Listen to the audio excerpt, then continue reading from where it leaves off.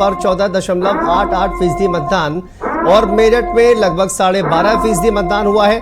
गाजियाबाद की बात की जाए तो 9 बजे तक 10.67% मतदान। अलीगढ़ के आंकड़े भी हैं, देखिए 9 बजे तक बात की जाए तो 12% से ज्यादा यहां पर मतदान हुआ है। 12.18% यहां पर मतदान हुआ है। तो आंकड़े जो है वो देखिए धीरे धीरे सामने आ रहे हैं और 9 बजे तक जो रुझान है जो तमाम वोटर्स का वो भी सामने आ रहा है कि किस गति से इस बार वोटिंग होने वाली है और उसी को लेकर ये जो आंकड़े हैं वो कहीं ना कहीं सामने आ रहे हैं। तो अलग अलग जगहों से ये आंकड़े फिलहाल सामने आ रहे हैं। बाकी लोकसभा सीटों से भी आंकड़े जल्दी आएंगे और उन पर भी बातचीत करेंगे कि आखिर वहां पर किस तरह का मतदान है, क्या पेस दिखाई दे रहा है मतदान का और मतदाताओं का भी।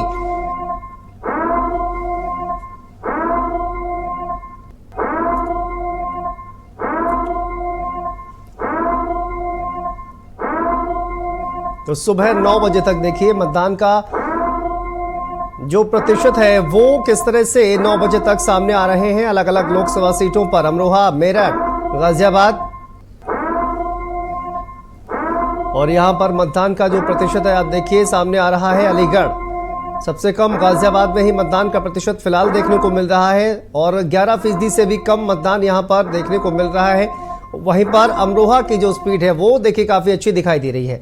अमरोहा में लगभग 15% का मतदान यहां पर दिखाई दे रहा है। गाजियाबाद में 11% से भी कम मतदान दिखाई दे रहा है। यानी कि जो एक गति देखा जाए तो गाजियाबाद में अच्छी खासी गति हमको दिखाई दे रही है। यहां पर 15% तक मतदान लगभग हो चुका है, 14.88%। तो ज्यादा से ज्यादा जो वोटर्स हैं उनसे अपील की जा रही है कि आप लोग बाहर निकलिए घरों से और वोट जरूर कीजिए। देखिए वोटिंग का जो परसेंटेज है वो आप देखिए कि किस तरह से जो मतदान का प्रतिशत है वो आप देखिए यहां पर अमरोहा में, अलीगढ़ में, गाजियाबाद में, मेरठ में मतदान का जो प्रतिशत है वो किस तरह से सामने आ रहा है। और सबसे ज्यादा अमरोहा में आप देखिए 14.88% अमरोहा में। अलीगढ़ में देखिए 12.18% मतदान हुआ है। गाजियाबाद की अगर बात की जाए तो यहां पर 10.67% मतदान हुआ है। वहीं पर अलीगढ़ की अगर बात की जाए तो 12.18% मतदान की खबर यहां पर सामने आ रही है।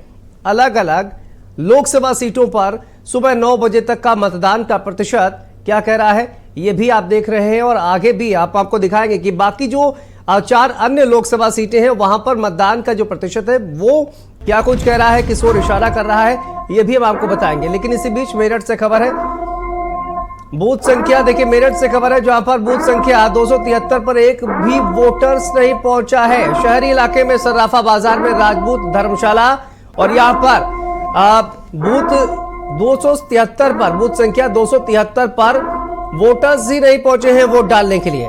शहरी इलाके में सर्राफा बाजार में राजपूत धर्मशाला, यहां पर देखिए मतदान स्थल बनाया गया था और यहां पर एक भी वोटर्स नहीं पहुंचे हैं वोट डालने के लिए।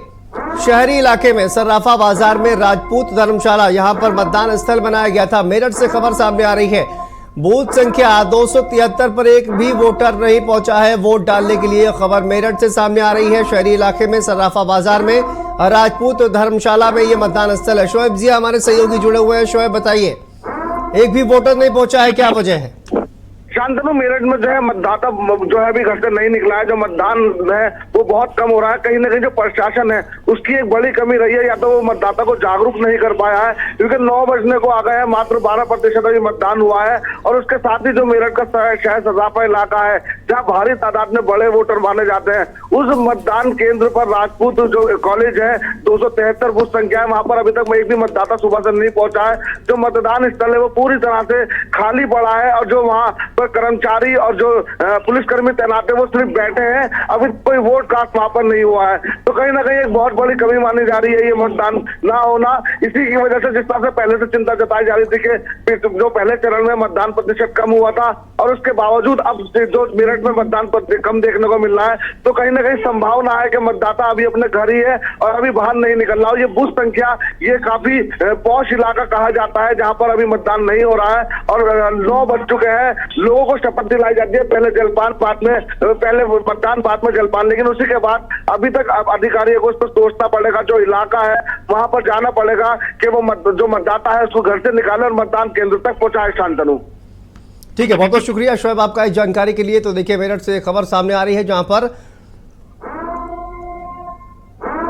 देखिए एक ऐसा भी बूथ है जहां पर एक भी मतदाता वोटिंग के लिए नहीं पहुंचा हुआ है।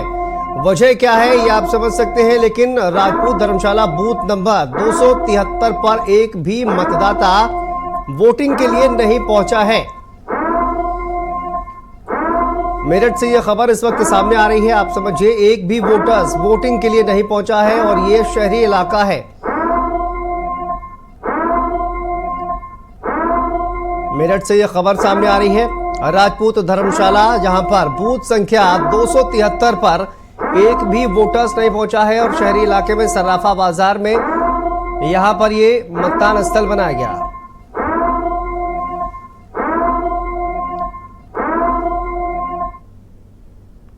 देखिए हमारे सामने मुद्दा बहुत स्पष्ट है। मोदी जी को देश का तीसरी बार प्रधानमंत्री बनाना है। क्यों बनाना है? इस देश को 2047 तक पूर्ण विकसित बनाना है, बहुत ही सशक्त और सबल राष्ट्र बनाना है। पूरी तरह से हमारी जो आने वाली पीढ़ियां हैं उनका भविष्य बहुत उज्जवल बने और पूरी दुनिया के अंदर, पूरे विश्व में देश का सम्मान बढ़े। हमारे लिए मुद्दे बहुत मुख्य हैं। कुछ लोगों के लिए मुद्दे बहुत गौण हो सकते हैं, लेकिन राष्ट्र से बड़ा दूसरा कोई मुद्दा नहीं हो सकता। नव राष्ट्र निर्माण का जो मुद्दा भारतीय जनता पार्टी का है, उससे बड़ा दूसरा कोई मुद्दा। वोट डाल चुकी हूँ मैं। मेरा वोट विकसित भारत को, मेरा वोट देश के नाम। बागपत को मैंने अपनी आंखों के सामने पिछले 10 सालों में बदलते देखा है। बागपत विकसित बन रहा है, विकसित बनने के रास्ते पर बहुत तेज प्रगति के साथ चल चुका है।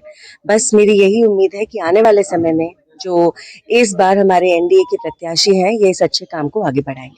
नहीं, ऐसा नहीं है। देखिए, इनके सामने तो मेरे पिताजी कभी लड़े नहीं थे, लेकिन एनडीए की एक बात खास है, हमारे जो मुद्दे हैं वो नेशन फर्स्ट के हैं, राष्ट्र पहले। और अगर इस विचारधारा के साथ जो हमारी पार्टी के साथ जुड़ना चाहता है, उसका हमेशा स्वागत है। लोकसभा चुनाव के दूसरे चरण के मतदान को लेकर पल पल की अपडेट हम आपको दे रहे हैं। यहां पर रुकते हैं बहुत छोटे से ब्रेक के लिए, फौरन हाजिर होते हैं। आप देख रहे हैं सत्ता के गलियारों की हलचल।